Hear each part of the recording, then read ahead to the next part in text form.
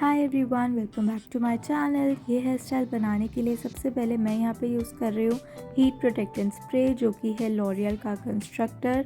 और इसे अच्छे से ऑल ओवर दी हेयर हम अप्लाई करेंगे, देन करेंगे कोम और इसके बाद हम करेंगे ड्रायर।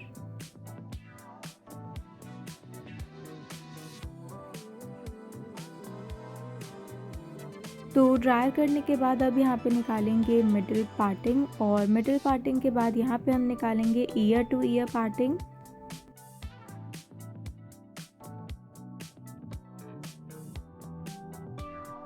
और अब हम ईयर टू ईयर पार्टिंग में करेंगे क्रिम्पिंग। तो यही 3 मेन स्टेप्स होते हैं हेयर प्रिपरेशन के। सबसे पहले आपको करना है हीट प्रोटेक्टेंट स्प्रे अप्लाई, फिर उसके बाद आपको करना है dryer and then you have to do crimping. ये 3 स्टेप्स बहुत ही इंपॉर्टेंट है हेयर प्रिपरेशन में। तो अब हम कर रहे हैं क्रिम्पिंग, जिसके लिए मैं यहाँ पे यूज़ कर रही हूँ आइकॉनिक का टाइटेनियम क्रिम्प। और जैसे कि आप देख सकते हो, मैंने एक हैंड में वेयर कर रखा है ग्लव्स। तो ये नॉर्मल विंटर ग्लव है। इसमें आइकॉनिक और ब्रॉन्सन का भी हैंड ग्लव आता है, जो कि हीट प्रोटेक्टिंग ग्लव होता है। आप वो भी वेयर कर सकते हो। और यहाँ पे मैं इसलिए ये यूज़ कर रही हूँ क्योंकि जब हम बहुत देर तक कोई भी मशीन यूज़ करते हैं तो वो थोड़ी सी गर्म हो जाती है। तो उससे बचने के लिए मैं यहाँ पे हमेशा ये ग्लव वेयर कर लेती हूँ। इसके बाद ऐसे ही पतले पतले सेक्शन लेके हम करेंगे क्रिम्पिंग। अभी के लिए मैं क्रिम्पिंग सिर्फ ईयर टू ईयर पार्टिंग में कर रही हूँ, क्योंकि बैक पे हमें बन बनाना है।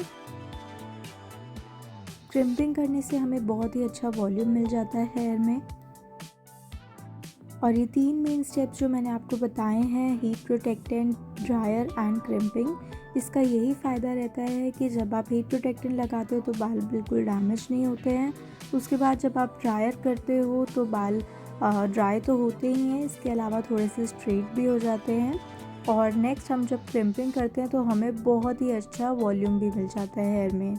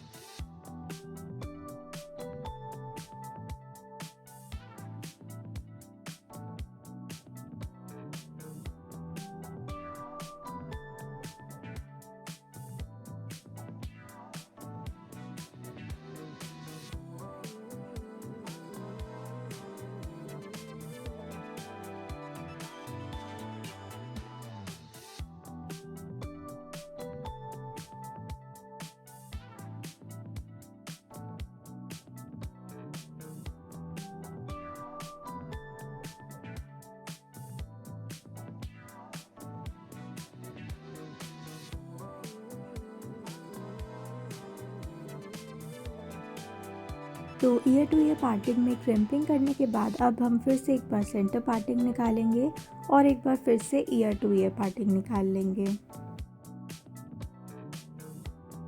आगे वाले सेक्शंस को क्लिप से होल्ड कर लेंगे।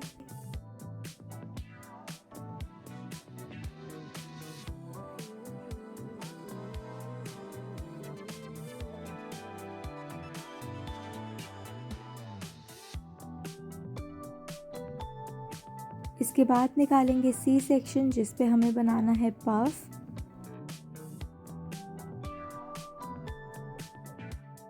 इस सेक्शन को भी अभी के लिए हम क्लिप लगा के रख लेंगे, क्योंकि नीचे हम बनाने वाले हैं पोनी टेल। और अब ये जो बचे हुए हेयर हैं इनको नीट कर लेंगे प्रॉपरली, और यहाँ पे हम बनाएंगे पोनी टेल। और यहाँ पे मैं यूज़ कर रही हूँ टाफ्ट का हेयर स्प्रे, टाफ्ट नंबर 5। और इससे जितने भी बेबी हेयर हैं वो सब अपने आप ही स्टिक हो जाएंगे और पोनीटेल में आ जाएंगे।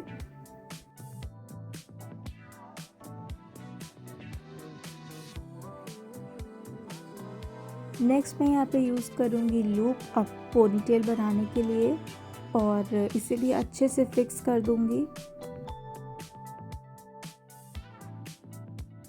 एंड हमारी पोनीटेल बनके तैयार है। इसके बाद अब बारी है पफ़ की और पफ़ के लिए भी हम एक एक सेक्शन लेंगे, उस पे करेंगे बैक कोमिंग।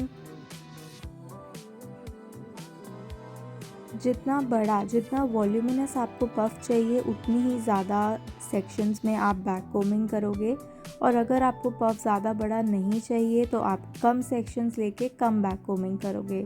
तो मैं यहाँ पे मीडियम पफ़ बना रही हूँ जिसके लिए मैंने करीबन 4 से 5 सेक्शंस लिए हैं और मीडियम नॉर्मल बैक कोमिंग करी है।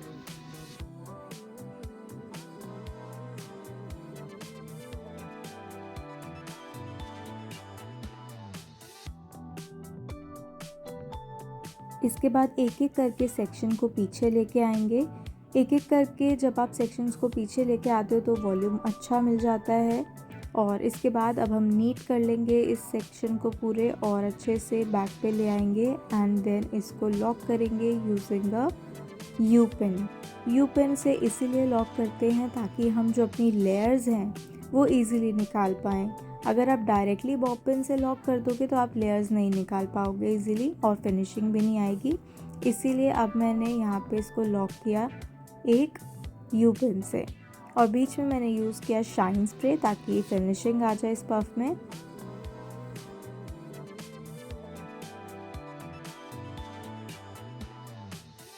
और अब हम करेंगे पुलिंग। तो एक एक छोटे छोटे सेक्शन लेके हम पुल कर रहे हैं, लेयर्स निकाल रहे हैं। तो यहाँ पे देखो कितना इजीली हमारी लेयर्स निकलती हैं क्योंकि हमने इसको यू पिन से लॉक किया है।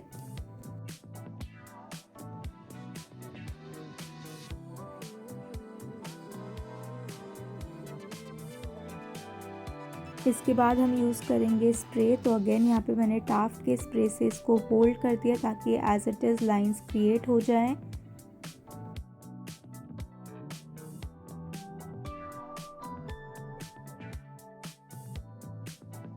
और अब बारी आती है फाइनल लॉक करने की, जिसके लिए मैं यहाँ पे यूज़ करूँगी बॉब पिन्स। तो जितना बड़ा हमारा पफ़ होता है उतनी ज़्यादा पिन्स हमें लगानी पड़ती है। सो ये थोड़ा सा ब्रॉड पफ़ है, थोड़ा सा थिक पफ़ है, इसीलिए यहाँ पे 4 बॉब पिन्स मैं लगाऊंगी, अच्छे से फिक्स करूँगी। एंड हमारा पफ़ एंड पोनी रेडी है। इसके बाद हम आते हैं फ्रंट पे। तो फ्रंट पे इस तरीके से एक फ्रंट सेक्शन निकाल लेंगे फ्लिक्स के लिए एंड देन पीछे के बालों में हमें करनी है बैक कोमिंग।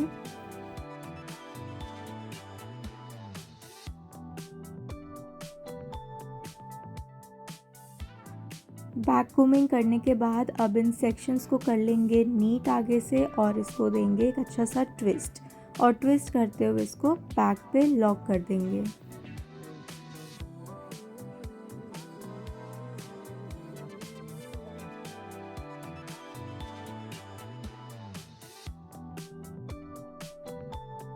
एंड अगेन अब हम इसमें निकालेंगे layers.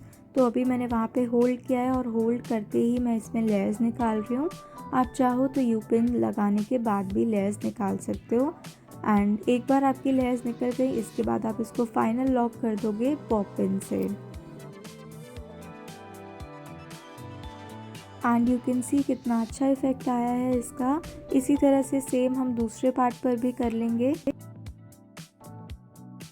And again front flix के लिए सेक्शन छोड़ेंगे, बैक सेक्शन पे करेंगे बैक कोमिंग, देन करेंगे ट्विस्टिंग।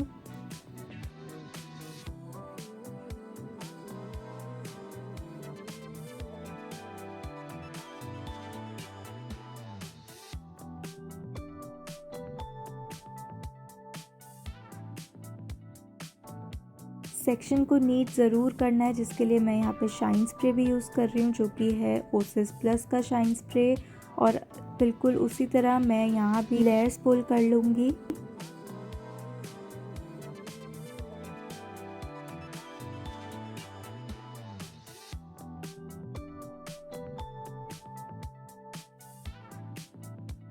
और इसे भी फाइनल लॉक कर देंगे बॉब पिन से।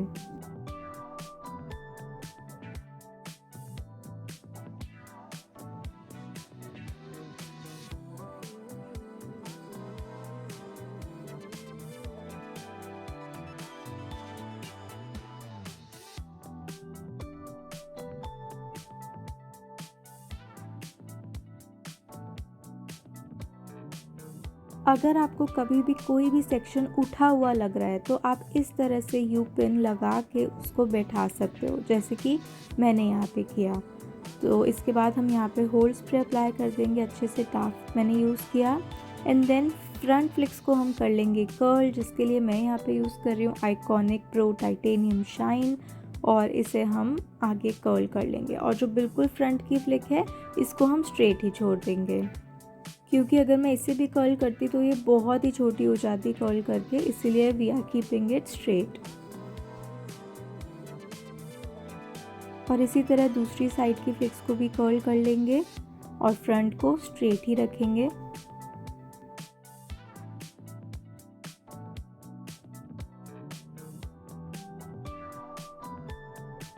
और हमारी फ्रंट हेयर स्टाइलिंग हो चुकी है। इसके बाद मैं यहाँ पे अप्लाई कर रही हूँ बिंदी, एंड नेक्स्ट हम अप्लाई करेंगे यहाँ पे माथा पट्टी। और यहाँ पे मैंने माथा पट्टी को पहले प्लेस किया और उसके बाद जो पीछे होल्स होते हैं उसमें मैंने यू पिन से उसको होल्ड कर दिया है।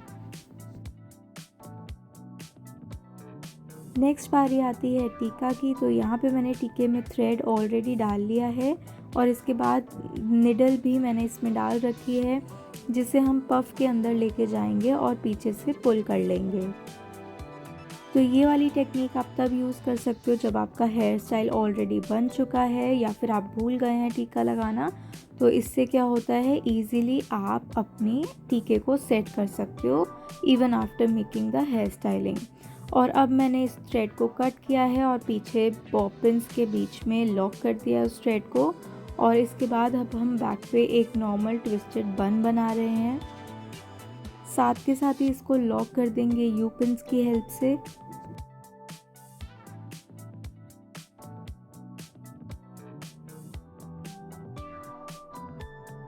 तो यहाँ पे ऑलरेडी हमारे पास काफ़ी लॉन्ग हेयर थे, इसीलिए हमने इनके हेयर का ही बन बनाया। अगर आपके क्लाइंट के हेयर शॉर्ट हैं तो आप यहाँ पे स्विच भी यूज़ कर सकते हो, जो नॉर्मल बन एक्सटेंशंस आती हैं वो भी अप्लाई कर सकते हो। और इसके बाद मैं यहाँ पे अप्लाई कर रही हूँ हेयर एक्सेसरीज़, जो कि हैं ये आर्टिफिशियल रोजेज़। आप चाहो तो रियल फ्लावर्स का भी यूज़ कर सकते हो।